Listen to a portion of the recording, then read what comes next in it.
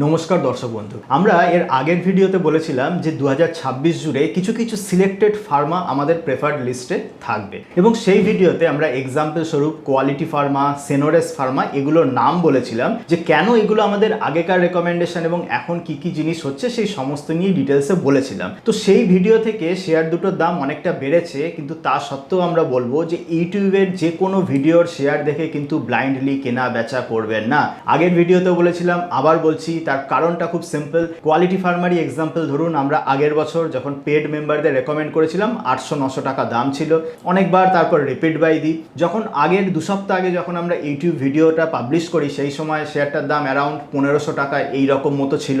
এখন সেই 1500 টাকা থেকে বেড়ে 1700-1800 হয়ে গেছে। আমি জানি না আপনি এই ভিডিওটা বা আগের ভিডিওটা কবে দেখবেন। ধরুন যখন দেখলেন তখন সেই কোয়ালিটি ফার্মার দাম 1900-2000 টাকা এরকম হলো, আপনি ব্লাইন্ডলি কিনে ফেললেন। তারপরে কি হলো, 2-3 মাস পরে যে কোনো কারণে, বিজনেস ইজ এভার চেঞ্জিং, যে কোনো কারণে ওই 2000 টাকা শেয়ারটা পড়ে 1400 টাকা হয়ে গেল। এবার যখন 1400 টাকা হলো তখন কিন্তু depending on all the scenarios and all, ধরেন আমি আমাদের পেড মেম্বারদেরকে এক্সিট অ্যালার্ট দিয়ে দিলাম, কারণ তাদের কিন্তু অ্যাভারেজ বাই প্রাইস সেই 800-900 টাকা ছিল। তো 800-900 টাকা থাকা মানে 1200 টাকাতেও প্রফিট, 1400তেও প্রফিট, 2000এও প্রফিট। তো তারা বা আমরা কিন্তু সব প্রফিটে বেরিয়ে গেলাম। যদি আপনি ব্লাইন্ডলি ওই 2000 টাকাতে কিনে বসে থাকেন তো তাহলে কিন্তু আপনি ফেসে গেলেন, আপনি আটকে গেলেন। তো এই কারণে আমরা বারবার বলি, ইউটিউবের সমস্ত ভিডিও থেকে আপনারা শেখার চেষ্টা করুন, বোঝার চেষ্টা করুন। যদি কিনতেই হয় নিজের এন্ট্রি, এক্সিট, স্টপ লস সমস্ত কিছু প্রি ডিফাইন করুন। ইউটিউব ভিডিও দেখে ব্লাইন্ডলি যে কোনো শেয়ার কেনা বেচা করা মানে আপনি কিন্তু আপনার নিজের লস ডেকে আনা। কারেন্টলি এই এপ্রিল মাসের শেষের দিকে শেয়ার মার্কেট কিন্তু খুব একটা ইন্টারেস্টিং জায়গাতে রয়েছে। কি না, মার্কেট অনেকটা রিবাউন্ড করেছে, অনেক শেয়ার রিবাউন্ড করেছে, আবার অনেক শেয়ার একেবারে রিবাউন্ড করেনি। যুদ্ধ নিয়ে এখন অনিশ্চয়তা আছে, সব নিয়ে একটা বেশ ইন্টারেস্টিং জায়গা। এবং এই জায়গায় দাঁড়িয়ে আজকের ভিডিওতে আমরা জানবো যে শেয়ার মার্কেট আগামী দিনে কেমন হতে চলেছে, মিডল ইস্টের যে ওয়ার বা যে অয়েল প্রাইস সেগুলোর সঙ্গে কি লেনাদেনা বা কীরকম ভাবে ইম্প্যাক্ট করবে। আপনাদের যাদের ইকুইটিতে ইনভেস্টমেন্ট আছে বা মিউচুয়াল ফান্ডে এসআইপি করছেন তারা কি করবেন, এন্টায়ার 2026 বাই আগামী 1-2 মাস কি কি করবেন সেগুলো। অ্যান্ড মোস্ট ইম্পর্টেন্টলি আমরা আজকের ভিডিওতে এটাও জানবো যে এপ্রিল মাসে আমরা আমাদের পেড মেম্বারদের জন্য যে শেয়ারটা রেকমেন্ড করেছি কেন করেছি, বা কি কি দেখে বা কি কি জিনিস রয়েছে যার জন্য আমরা সেই শেয়ারটা বা সেই ধরনের প্রেফার্ড শেয়ার আমরা পেড মেম্বারদেরকে বলেছি। তো এই সমস্ত কিছু খুব সহজ বাংলায় আজকের এই ভিডিওতে। আমি প্রসেনজিৎ পাল, 2010 সাল থেকে ইন্ডিয়ান শেয়ার মার্কেটে একজন ফুল টাইম ইনভেস্টর এবং আমাদের কোম্পানি পল অ্যাসেট যেমন সেবি রেজিস্টার্ড রিসার্চ অ্যানালিস্ট রিটেল ইনভেস্টরদের জন্য অ্যাডভাইসারি সার্ভিস প্রোভাইড করে থাকে, ঠিক তেমনই হাই নেটওয়ার্থ ইন্ডিভিজুয়ালদের জন্য SEBI registered AIF alternative investment fund management service আমরা অফার করে থাকি। Both all of our service আর সেবি রেজিস্টার্ড, হাইলি কমপ্লায়েন্ট এবং আমরা নিজেরাও হাজার একটা কমপ্লায়েন্সের মধ্যে থেকে চলি। সেই কারণে আমাদের যদি ডিটেলস জানতে হয় বা আমাদের সঙ্গে যদি অ্যাসোসিয়েটেড হতে চান তাহলে আমাদের ওয়েবসাইট থেকে A to Z সমস্ত ডিটেলস পড়ে টাইম নিয়ে ধীরে সুস্থে 1বার 2বার 10বার ভেবে কিন্তু তবেই সিদ্ধান্ত নেবেন। চলুন এবার চলে যাই Middle East war, current market situation এবং কি হতে চলেছে। দেখুন, আমরা আমাদের হোয়াটসঅ্যাপ চ্যানেলে যে আপডেট দিই সেখানে আমরা বারবার বলেছি যে যুদ্ধটা বড় কথা না, বড় কথা হচ্ছে তেলের দাম, oil price, global oil price কি হতে চলেছে সেটার ওপর আপনার দৈনন্দিন জীবন নির্ভর করবে, সেটার ওপর যারা শেয়ার মার্কেটে ইনভেস্ট করছেন তাদের ওপর এবং যারা মিউচুয়াল ফান্ডেও এসআইপি করছেন, প্রত্যেকটা কনজিউমার থেকে শুরু করে ইনভেস্টার সবার কিন্তু যেটা প্রাইমারিলি যেটা ফ্যাক্টর যেটা মনিটরেবল সেটা হলো গ্লোবাল অয়েল প্রাইস। কারণ মিডল ইস্টের যে যুদ্ধ সেটা ধরুন রিসেন্ট যখন সিজ ফায়ার আছে, আবার সিজ ফায়ার ভাঙলো, আবার যুদ্ধ হলো, সেগুলো বড় ব্যাপার না, বড় কথা হচ্ছে অয়েল প্রাইস। তো সেই অয়েল প্রাইসেই একটা ব্যাড নিউজ, সেটা হলো এইটা। আপনারা জানেন যে এপ্রিলের মাঝামাঝি সিজ ফায়ার ইরান এবং ইউএস যুদ্ধে একটা সিজ ফায়ার বা যুদ্ধ বিরতি অ্যানাউন্স করেছে, কিন্তু যুদ্ধ বিরতি মানেই কিন্তু যে তেলের দাম কমে আবার সেই প্রি অয়েল লেভেলে চলে যাবে এমন কিন্তু নয়। ইনফ্যাক্ট আজও তেলের দাম যেটা সেটা কিন্তু সেই যুদ্ধ শুরুর আগে যেমন ছিল সেটাতে হয়নি। তার কারণ কি, যেই জায়গা থেকে তেল যায় আসে স্ট্রেট অফ হরমুজ, যেখান থেকে প্রায় গ্লোবাল 20% অয়েল শিপমেন্ট যায় আসে, সেই জায়গাটাই ইউএস এবং ইরান সেই জায়গাটা নিয়ে কিন্তু কন্টেস্ট চলছে, ব্লকেজ চলছে। তো তার ফলে তেলের দাম কিন্তু এখনো সেই যুদ্ধের আগের লেভেলের আসেনি। এবং 1 সপ্তাহ পর যদি যুদ্ধ কমপ্লিটলি থেমে যায়, ইউএস ইরান যদি পিস ডিল সাইন করে, একটা বেস্ট পসিবল সিনারিও যদি আমরা ধরে নিই, তাহলেও এমনটা ভাববেন না যে 1 সপ্তাহ 2 সপ্তাহের মধ্যে তেলের দাম আবার সেই যুদ্ধের আগেকার লেভেলে চলে আসবে, কারণ শিপমেন্ট অ্যান্ড অল সমস্ত কিছু এমনভাবে লিঙ্কড, যার জন্য যুদ্ধ থেমে গেলেও তেলের দাম আগের জায়গায় ফিরে আসতে কিন্তু টাইম লাগবে, 1 মাস 2 মাস 3 মাস যেটাই হোক। এমন না যে আজকেও যদি যুদ্ধ পার্মানেন্টলি বন্ধ হয়ে যায় কালকে তেলের দাম আবার সেই মানে প্রি ওয়ার লেভেলে চলে যাবে, এমনটা হওয়ার কথা নয়। তো এবার এই তেলের দাম, গ্লোবাল মার্কেটে তেলের দাম যখন বেড়ে গেছে, ইন্ডিয়ান গভর্নমেন্ট কি করেছিল? ইন্ডিয়ান গভর্নমেন্ট যেটা করছে যে কনজিউমারদের দিকে তেলের বর্ধিত দামটা পৌঁছাতে দেয়নি। মানে খেয়াল করে দেখবেন সেই মার্চে আমাদের পেট্রোল ডিজেলের দাম যা ছিল আজকের দিনেও কিন্তু সেই তাই রয়েছে। কিন্তু একটা জিনিস আমরা বারবার আগের একটা ভিডিওতেও বলেছিলাম, এইভাবে ফিসকাল ম্যাথ চলতে পারে না, সরকারকে তেলের দাম বাড়াতেই হবে। তার কারণটা হচ্ছে, এবং যদি বাড়ায় তাতেও ক্ষতি, যদি না বাড়ায় তাতেও ক্ষতি, সেটা আমরা বলছি। মানে ব্যাপারটা এরকম হয়েছে, এখন একটা মানে 1 লিটার তেল সেখান থেকে শিপমেন্ট করে এনে প্রডিউস করে দেন ইন্ডিয়ার মধ্যে ট্রান্সফার করে সমস্ত করে ধরুন আপনার ধরে নিলাম যদি 110 টাকা খরচা হয়, সরকার সেটা 100 টাকাতে বিক্রি করছে, মানে 10 টাকা একটা ডেফিসিট হচ্ছে। এবার এই যে 10 টাকার যে ডেফিসিট হচ্ছে, এই ডেফিসিটটা সরকার কোথা থেকে দেবে? কিছুই না, সরকার এই 10 টাকা লসটা অন্যান্য খাতে যে খরচা চলছিল সেইগুলোকে কমাতে হবে। তো তার মানে এই যে ধরুন 2 মাস ধরে যে সরকার যে তেলের দামটা বাড়ায়নি, বাড়িয়ে যে কনজিউমারদের হেল্প করেছে, এতে করে যে নেগেটিভ যেটা হয়েছে সেটা হচ্ছে গভর্নমেন্ট যে অন্যান্য ইনভেস্টমেন্ট খাতে খরচা করে সেই জায়গাগুলোতে ইম্প্যাক্টেড হয়েছে। তো সেখানেই মানে ইম্প্যাক্টেড হলে এগেইন সেটা ওভারঅল ইকোনমির জন্য খারাপ, ওভারঅল শেয়ার মার্কেটের জন্য খারাপ। তো তার মানে বুঝতে পারলেন তো, যদি তেলের দাম নাও বাড়ায় তাহলেও সেটা শেয়ার মার্কেটের জন্য খারাপ, কারণ অ্যালোকেশন যেটা, যে গভর্নমেন্ট যে ফান্ড যে ডেফিসিট তৈরি হচ্ছে সেই ইনফ্রা অ্যালোকেশন সেই জায়গায় কিন্তু কমে যাচ্ছে বা ফিসকাল ডেফিসিট কিন্তু বেড়ে যাচ্ছে। এবার ধরুন তেলের দামটা বাড়ালো, এবং বাড়াতে হবেই, যেমন আমি বললাম যে 110 টাকায় কিনে যদি 100 টাকায় বিক্রি করতে থাকে একটা টাইমের পরে সেটা পসিবল না। তো এবার যদি তেলের দাম বাড়ায়, তো বাড়ালে কি হবে? যে ওভারঅল ইন্ডিয়াতে ইনফ্লেশন তৈরি হবে। ইনফ্লেশন মানে যেমন আমি আপনি যেমন আমরা পেট্রোল ডিজেল কিনছি, সেখানে তেলের দাম বাড়া মানে খালি আমার আপনার না, যত ট্রান্সপোর্টেশন, শাক সবজি খাবার দাবার সব ট্রান্সপোর্টেশন সমস্ত কিছুর দাম কিন্তু একটু বাড়ে। এবং এই জন্যই আমরা আগেও বলেছি যে আপনারা যদি খেয়াল করে দেখেন সমস্ত developed country, US, European country, অস্ট্রেলিয়ার মতো কান্ট্রি, প্রত্যেকটা ডেভেলপড কান্ট্রিতে লাস্ট 2 মাসে তেলের দাম প্রায় 30-40% মতো বেড়ে যাওয়াতে দৈনন্দিন জীবনের সমস্ত কিছুর দাম বেড়ে গেছে। আপনাদের যদি আমেরিকা বা ইউরোপের কোনো দেশে, অস্ট্রেলিয়ার মতো এসব হাইলি অ্যাডভান্সড দেশে কোনো যদি বন্ধু বান্ধব থাকে, জিজ্ঞেস করে দেখুন লাস্ট 6 মাসে আর লাস্ট 2 মাসে কিভাবে দৈনন্দিন জীবনের দাম বেড়েছে, বা মানে হাত খরচা বা যে সমস্ত ডেলি ফ্যামিলি খরচা কিভাবে বেড়ে গেছে। আমরা আগেও বলেছি যে আমরা ইন্ডিয়া অনেক লাকি, সেই জিনিস আমাদের সঙ্গে কিন্তু হয়নি। বাংলাদেশ, শ্রীলঙ্কা, পাকিস্তান, এখানে যেমন পেট্রোল ডিজেলের শর্টেজ পড়ে গেছে, তারা পাচ্ছেই না। ইন্ডিয়াতে আমরা পাচ্ছি, তাও দাম বেড়ে না, মানে একই দামে পাচ্ছি। ডেভেলপড দেশগুলোতে, ইউরোপের মতো দেশ, অস্ট্রেলিয়ার মতো দেশ, আমেরিকার মতো দেশ, সেই সমস্ত দেশে কিন্তু দৈনন্দিন জীবনে নর্মাল মানুষের মানে ফ্যামিলি যে বাজেট সেটা কিন্তু লাস্ট 2 মাসে অনেকটা বেড়ে গেছে।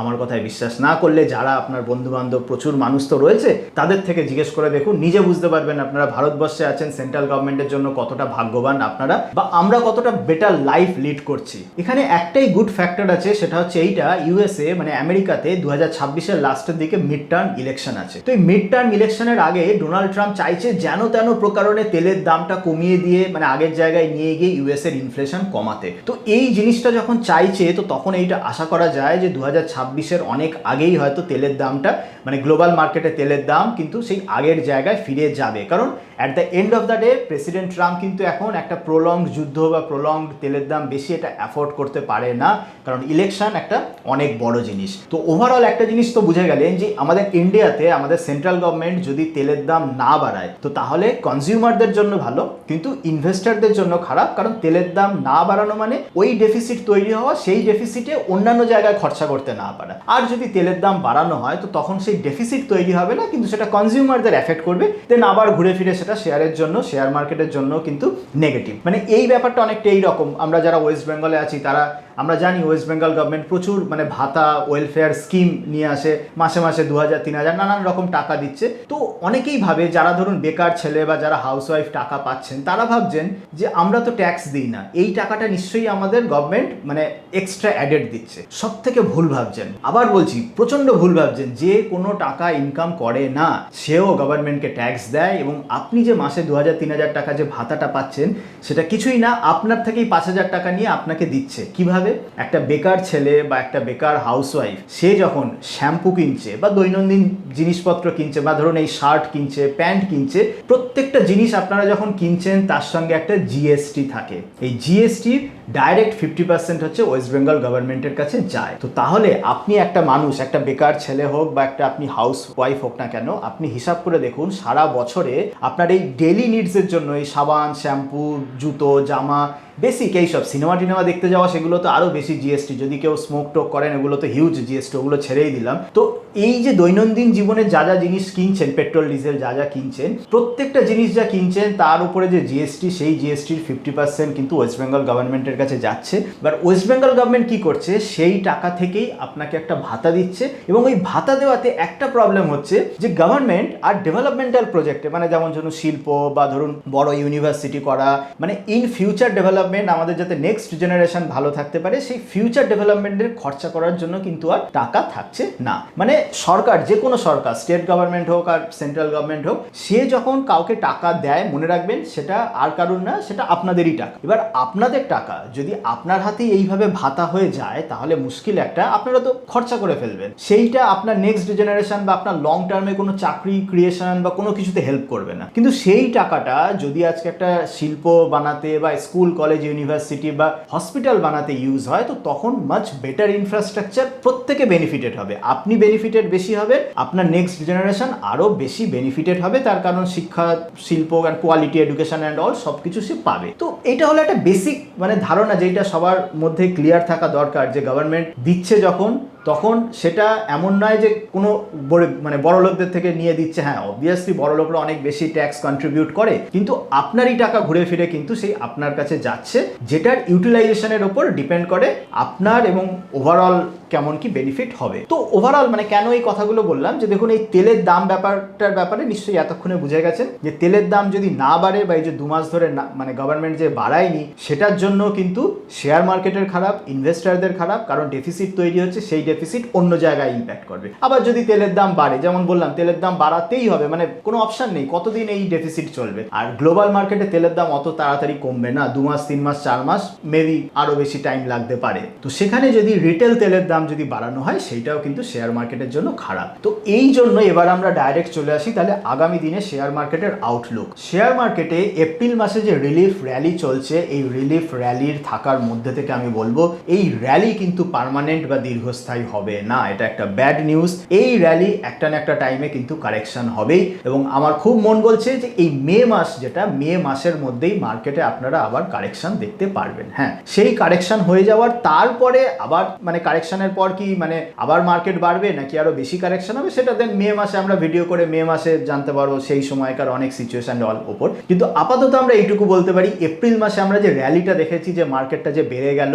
এই একইভাবে মার্কেট কিন্তু পুরো এন্টায়ার মে মাসে বাড়বে না, কারণ সমস্ত কিছু লজিক অ্যান্ড অল সেখানে সাপোর্ট করছে না। তো এই সিচুয়েশনে আপনাদের যেটা বেস্ট করণীয় সেটা হচ্ছে এইটা, ওভারঅল পোর্টফোলিওতে দেখুন যে সমস্ত weak stock, fundamentally weak stock বা এমন শেয়ার যেগুলো কোনো না কোনোভাবে এই অয়েল প্রাইসের সাপ্লাই চেনের সঙ্গে লিঙ্কড বা গ্লোবাল ট্রেডের সঙ্গে লিঙ্কড বা মিডল ইস্টের লিঙ্কড, যেই সমস্ত শেয়ার উইক দেখাচ্ছে সেইগুলো থেকে এই র্যালিতে কিন্তু বেরিয়ে আসার চেষ্টা করুন, আর টাকাটা অন্যান্য যে সমস্ত স্ট্রং শেয়ারস আছে সেই জায়গাগুলোতে ইনভেস্ট করার চেষ্টা করুন।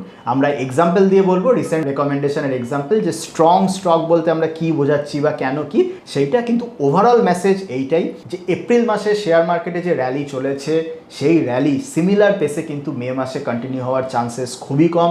মে মাসে মার্কেট কারেকশন হওয়ার বা এপ্রিলের লাস্টের দিক থেকেও দেখবেন হয়তো কারেকশন হওয়ার বেশ হাই চান্স। এবার কারেকশন যদি হয়ে গেল, কারেকশনের পরে তারপরে আবার মার্কেট বাড়তেও পারে, আবার বেশি কারেকশন হতে পারে, সেটা দেন তখন ডিপেন্ড করছে। বাট অ্যাজ অফ নাও কিন্তু একজন ইনভেস্টরের, বুদ্ধিমান ইনভেস্টরের এইটাই কাজ হওয়া উচিত, উইক স্টক থেকে কিন্তু বেরিয়ে আসা আর বেটার কোয়ালিটি স্টকে চলে যাওয়া। তো চলুন এবার আমরা জেনে নিই যে এই যে বলছি বেটার কোয়ালিটি স্টক বা স্ট্রং স্টক, এগুলো আমরা কিভাবে বুঝবো। তো সেইটা এটা আমরা এই এপ্রিল মাসে হাই ভলিউম স্টক রেকমেন্ডেশন প্যাকেজে যে শেয়ারটা রেকমেন্ড করেছি, স্ক্রিনে সেই শেয়ারটার প্রাইস চার্ট দেখুন। অবভিয়াসলি আমি প্রাইস বলছি না, বাট আপনি এই তলার দিকের ডেটগুলো বুঝতে পেরে যাবেন। তো এই যে প্রাইস চার্ট যদি দেখেন, খেয়াল করে দেখবেন আমরা যত জায়গায় রাউন্ড করেছি সেখানে একটা লং লোয়ার উইক, এই লং লোয়ার উইক এইটার মানে কি, মানে এই সমস্ত দিনে শেয়ারটার দাম যখন পড়ার চেষ্টা করেছিল, মানে শেয়ারের দাম যখন নিচে গেছিল, তখন কিন্তু কোনো না কোনো বায়ার্স চলে এসেছিল, তারা দাম মানে শেয়ারটাকে কিনে দামটা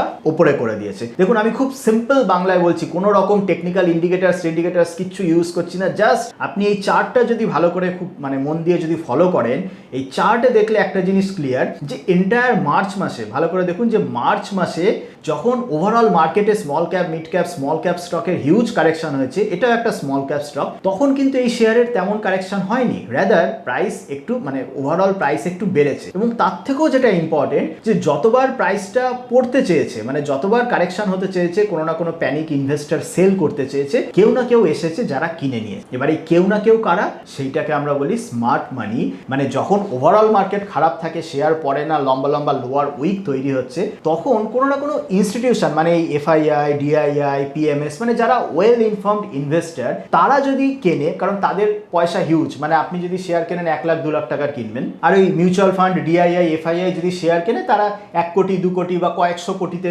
কেনে। তো যখনই কেউ 10 কোটি মানে 20 কোটি বা কয়েকশো কোটিতে শেয়ার কিনছে, তো তারা এইভাবেই করে যে তলার দিকে মানে সে যদি জানে যে আমার এই প্রাইসে মানে খুব ভালো প্রাইস আমি কিনতে পারবো, তলার দিকে প্রচুর তারা বাই অর্ডার দিয়ে রাখে, অটোমেটিক রোজ তারা বাই অর্ডার দিয়ে রাখে। তো যখনই কোনো কিছু মানে কোনো সেলার রিটেল সেলার প্রেসারের জন্য শেয়ারের দামটা পড়লো, তারা নিচের দিকে সমস্ত কিছু শেয়ার কিনে নিয়ে কিন্তু দামটাকে ওপরের দিকে নিয়ে যায়।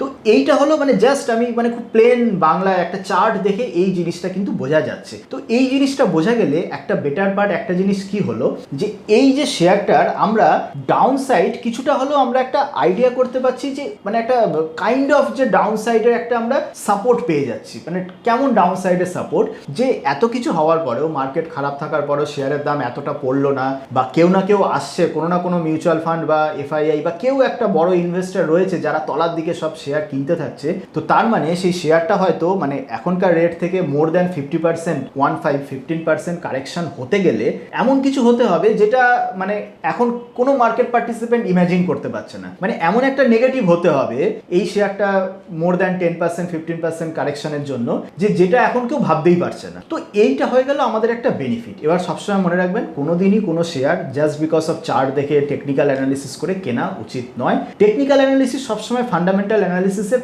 পরে যদি ইউজ করতে পারেন, তখনই সেটা কিন্তু বেটার হয়। তো অবভিয়াসলি আমরাও শেয়ারটা কিন্তু এই চার্ট দেখে রেকমেন্ড করিনি, আমরা এই শেয়ারটা মানে ফার্স্ট চুজ করেছিলাম অবভিয়াসলি ফান্ডামেন্টালস অনেক প্যারামিটার দেখে, এবং আমরা মানে এরকম ফান্ডামেন্টালি স্ট্রং এরকম ধরুন 15-20টা শেয়ার আমাদের ইয়েতে থাকে, তার মধ্যে যেগুলো দেখি যে চার্টে স্ট্রং অ্যান্ড অল, সেইগুলোকে রেকমেন্ড করি। তো এবার দেখুন ফান্ডামেন্টালি আমরা এই শেয়ারটার ব্যাপারে কি দেখেছিলাম। আমরা এগেইন হোয়াটসঅ্যাপ চ্যানেলে আপডেট দিয়েছিলাম, দেখুন হোয়াটসঅ্যাপ চ্যানেলের মেসেজটা এখানে দেখতে পাচ্ছেন। ফার্স্ট পয়েন্ট বলেছিলাম যে এই কোম্পানিটা global API supplier of chronic therapy. এই ক্রনিক থেরাপি কথাটার মানে হচ্ছে এমন থেরাপি বা এমন ওষুধ যেগুলো আপনাদেরকে রেগুলার খেয়ে যেতে হয়, যেমন ধরুন ব্লাড প্রেশারের ওষুধ বা যেমন ধরুন সুগারের ওষুধ। এইগুলো কি মানে এমন না একটা ধরুন জ্বরের ওষুধ বা আমার গা হাত পা ব্যথার ওষুধ, আমি একবার ওষুধ খেলাম জ্বর কমে গেল আর আমি খাবো না, কিন্তু আমার যদি ব্লাড প্রেশারের ওষুধ সুগারের ওষুধ যদি খেতে হয় তাহলে আমাকে রেগুলার খেয়ে যেতে হয়, একটা ইয়ে করে খেয়ে যেতে হয়। তো এই কোম্পানিটা সেই সমস্ত ওষুধের এপিআই সাপ্লাই করে। এর জন্য বলেছিলাম স্টেডি ডিম্যান্ড, মানে এমন না যে ডিম্যান্ড ওপর নিচে করবে যে হিউজ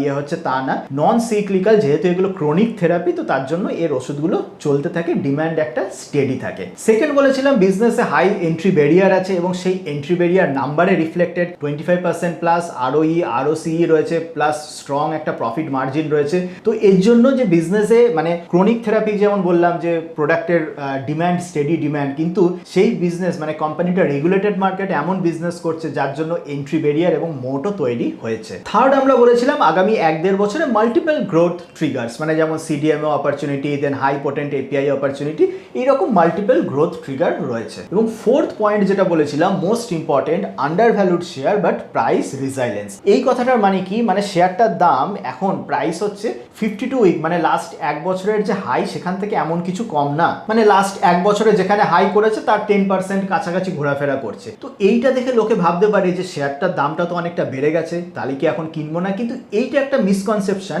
শেয়ারের দাম নিউমেরিক্যাল ভ্যালু যেটাই হোক, ভ্যালুয়েশন ডিপেন্ড করছে all about PE ratio PB ratio, তার ভ্যালুয়েশন কি। মজার ব্যাপার, যখন আমরা এই কোম্পানিটার ভ্যালুয়েশনের দিকে তাকালাম তখন ইন্টারেস্টিং জিনিস দেখলাম, লাস্ট 3 বছরে এর ভ্যালুয়েশন লোয়ার রেঞ্জে আছে, মানে 18 থেকে 25 এই যে পিই রেঞ্জ, এই কোম্পানিটার হচ্ছে lower zone over the last 3 years. মানে শেয়ারটা অল টাইম হাই বা 1 ইয়ার হাইয়ের কাছাকাছি থাকলেও ভ্যালুয়েশন ওয়াইজ কিন্তু লাস্ট 3 বছরের লোয়ার রেঞ্জে রয়েছে। এটা একটা মানে গোল্ডেন মানে জিনিস। এই রকম অপরচুনিটি অবভিয়াসলি বুল মার্কেটে তো পাওয়া যায় না, কারণ বুল মার্কেটে শেয়ারের দাম যখন বাড়ে ভ্যালুয়েশন কোনোদিন কম থাকে না। বিয়ার মার্কেটে বা মার্কেট যখন হিউজ কারেকশন হয় তখনই এই সমস্ত অপরচুনিটি পাওয়া যায়, এবং এই জিনিস আমরা খুব দেখি বা এই টাইপের জিনিস আমাদের খুব মানে প্রেফার, যে শেয়ারের দাম খুব একটা পড়ছে না। আমরা অলরেডি টেকনিক্যাল চার্ট, সেই চার্টটা দেখে আমরা দেখিয়ে দিলাম যে কিভাবে শেয়ারের দাম যতবার নিচে আসার চেষ্টা করেছে কেউ না কেউ বড় ইনভেস্টর কিনে নিয়ে একটা তলার দিকে একটা সাপোর্ট জোন তৈরি করেছে। মার্চে হিউজ কারেকশন হওয়াতেও শেয়ারের দাম তেমন কিছু পড়লো না।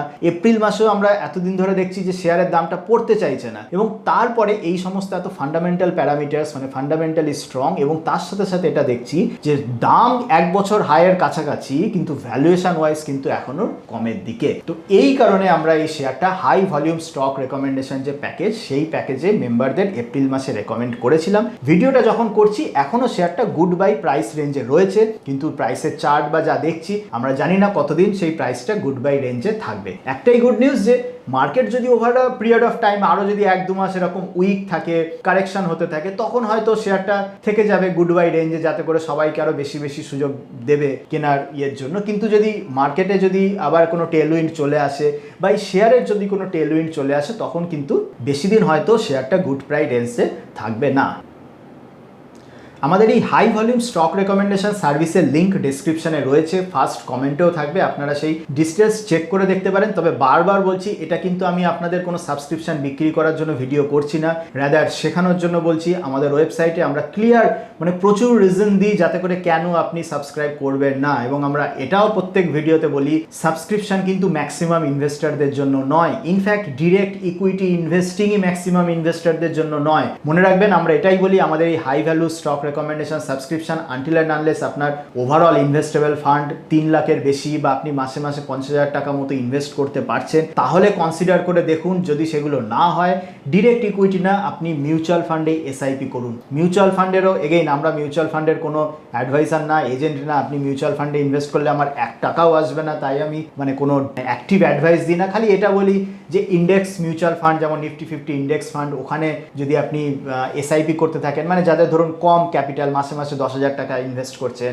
মাসে মাসে 20,000 টাকা ইনভেস্ট করছেন, তাদের জন্য আমরা কোনোদিনই আমাদের সাবস্ক্রিপশন বলি না। তো তারা একদম মানে কোনো টেনশন ফ্রি এসআইপি করতে থাকুন ইন্ডেক্স ফান্ডে, দেখবেন over a period of 3, 4, 5 years fixed deposit যা দিচ্ছে তার থেকে মানে ডাবল বা ইনফ্লেশন অ্যাবভ রিটার্ন আরামসে পেয়ে যাবেন, কোনো ঝক্কি ঝামেলা না নিয়ে। হ্যাঁ, এবার আপনার ওভারঅল ইনভেস্টেবল ভ্যালু বেড়ে গেল, আপনি বেশি টাকা ইনভেস্ট করছেন এবং আপনি হায়ার রিটার্ন চাইছেন, and you are ready to take the risk. মনে রাখবেন, ডিরেক্ট ইকুইটিতে ইনভেস্ট করা মানে আপনি যাই করুন না কেন, যেভাবেই যা ফলো করুন না কেন, ডাউনসাইড রিস্ক কিন্তু থাকবেই। আমরা যে সমস্ত শেয়ার রেকমেন্ড করি, ম্যাক্সিমাম বা সমস্ত শেয়ার কিন্তু স্মল ক্যাপ শেয়ার, যেখানে রিস্ক আরও বেশি। ফর এক্সাম্পল, আমি আপনাদের বলতেই পারি রিলায়েন্স, আইটিসি, এইসব শেয়ারে কিন্তু আমরা এগুলো রেকমেন্ড করি না, কারণ এগুলোর জন্য আলাদা করে কাউকে টাকা দিতে হবে না। রিলায়েন্স, আইটিসির মতো শেয়ারে বা আপনি ওই নিফটির যেসব বড় বড় নাম আছে, আপনি ইনভেস্ট করলে একটা না একটা কিছু রিটার্ন পাবেন। কিন্তু আমরা স্মল ক্যাপে মানে রেকমেন্ড করি, নিজেরাও ইনভেস্ট করি, কেন? যাতে করে রিটার্ন অনেকটা বেশি আসে, এবং সেই বেশি রিটার্নের ডাউনসাইড হচ্ছে এটাই, মানে ভোলাটিলিটি অনেক বেশি, বা যদি সেই ইনভেস্টমেন্ট থিসিস না চলে, শেয়ারের দাম কিন্তু অনেকটা পড়বে। এই যে এপ্রিল মাসে যে শেয়ারটা বললাম, যে এক্সাম্পলগুলো দিলাম, যে প্রাইস, টেকনিক্যাল চার্ট এত স্ট্রং, ফান্ডামেন্টাল এত স্ট্রং, সমস্ত কিছু স্ট্রং থাকা সত্ত্বেও 2 মাস 3 মাস পরে একটা সিঙ্গেল নেগেটিভ এন্টায়ার বিজনেসকে অল্টার করে দিতে পারে, 20% দাম ফেলে দিতে পারে। খুব সিম্পল, একটা ফার্মা কোম্পানির কালকে যদি, যেখানে তাদের ফার্মার ফ্যাক্টরি, সেখানে যদি একটা ইউএসএফডি এর ওয়ার্নিং লেটার চলে আসে, কমপ্লায়েন্সের কিছু ইস্যু হয়ে যায়, বা যেই দেশে বিজনেস করছে সেখানকার একটা কমপ্লায়েন্সের ইস্যু হলে, মানে নিমেষে কিন্তু শেয়ারের দাম 15-20% ক্র্যাশ করে যেতে পারে। তো এই কারণে ডাইরেক্ট ইকুইটিতে ইনভেস্টমেন্ট বা আমাদের সাবস্ক্রিপশনে আপনি তখনই আসবেন যখন আপনি এই ভোলাটিলিটি বা এই লস নিতে রেডি, এই ভোলাটিলিটি ফেস করতে রেডি, প্রোভাইডেড আপনি ওভার আ লং পিরিয়ড আমাদের সঙ্গে থেকে, 2 বছর 3 বছর আমাদের সঙ্গে থেকে, over a 3 years period of time from overall portfolio আপনি একটা হায়ার রিটার্ন এক্সপেক্ট করছেন।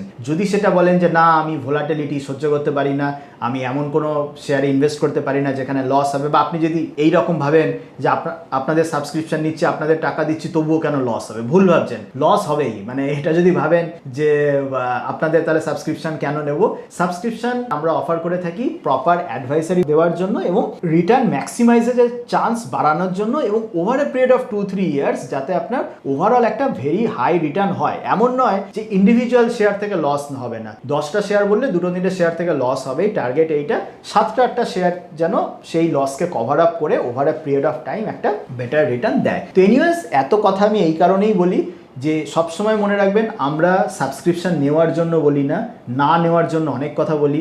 যত কম মেম্বার্স, আমাদের ওভারঅল টার্গেট থাকে যে কম মেম্বার, যাতে কম কোয়ারি, কম ডিস্টারবেন্স এবং আমরা যাতে মানে ধীরে সুস্থে আমাদের যেখানে আমরা বেটার রিসার্চ সেখানে ফোকাস করতে পারি। তো যদি সাবস্ক্রিপশন নিতে ইন্টারেস্টেড হন, ওয়েবসাইটে যান, A to Z সব কিছু ভালো করে পড়ুন, একবার না দুবার না 20 বার পড়ুন। আমরা কোনো ডিসকাউন্ট দিই না, সুতরাং এমন না যে আজকে নিলে একরকম কালকে নিলে একরকম, সেরকম কিচ্ছু না।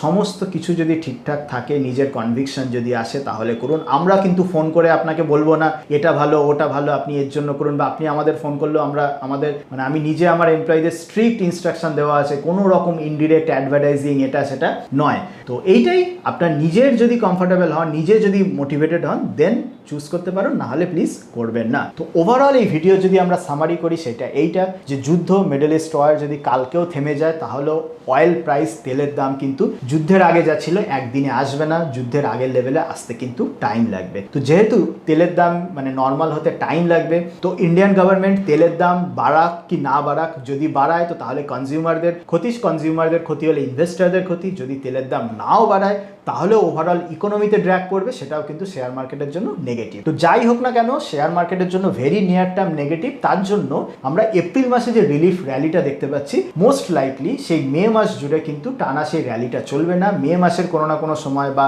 এপ্রিল মাসের লাস্টের দিকে কিন্তু কারেকশন আসার চান্সটা বেশি। তো সেই কারণে রিলিফ র্যালিতে আপনাদের যে উইক শেয়ার আছে সেগুলো থেকে বেরিয়ে স্ট্রং শেয়ারে চলে আসা উচিত। মানে যেই সমস্ত শেয়ারের প্রসপেক্ট খারাপ সেগুলো যদি লসেও থাকে, সেই লস থেকে বেরিয়ে গিয়ে স্ট্রং শেয়ারে শিফট করা উচিত। কারণ লস থেকে যদি আপনি না বেরোতে পারেন তাহলে chances are high in future যখন আবার মার্কেট কারেক্ট হবে লস কিন্তু বেড়ে যাওয়ার চান্স খুব হাই। এবং যেটা বললাম এপ্রিলের লাস্টে বা মেতে যখন মার্কেট কারেক্ট হবে তারপরে সেই কারেকশন থেকে আরো বাড়বে না আবার পড়বে সেটা তারপরে ডিপেন্ড করছে, এবং তখন আমরা ভিডিও দেব সেই ওয়াইজ, সেটা ডিপেন্ড হচ্ছে। এবং ফাইনালি আমরা এই এপ্রিল মাসে আমরা নিজেরাও নিজেদের পোর্টফোলিও বা সাবস্ক্রিপশনে আমরা এই জিনিসটাই প্রেফার করছি, উইক শেয়ার থেকে বেরিয়ে স্ট্রঙ্গার শেয়ারের দিকে যাওয়া। এবং স্ট্রঙ্গার শেয়ার কি কেন তারই একটা ডিটেলড এক্সাম্পল আমি বললাম। স্ট্রং শেয়ার মানে not only price chart strong মানে ফান্ডামেন্টাল স্ট্রং থাকতে হবে। প্রাইস অ্যাকশন মানে বেস্ট কম্বিনেশন আমাদের জন্য এইটা যে শেয়ারের দাম 1 ইয়ার হাই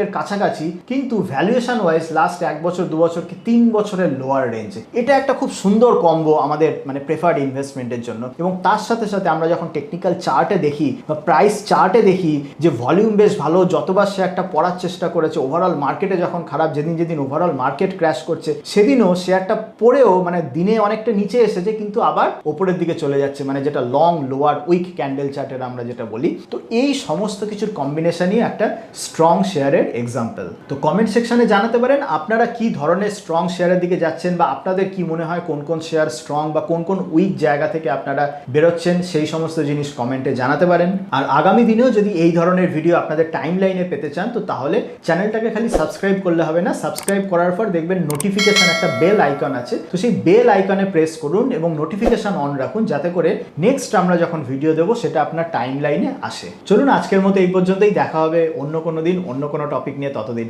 ভালো থাকবেন, হ্যাপি ইনভেস্টিং।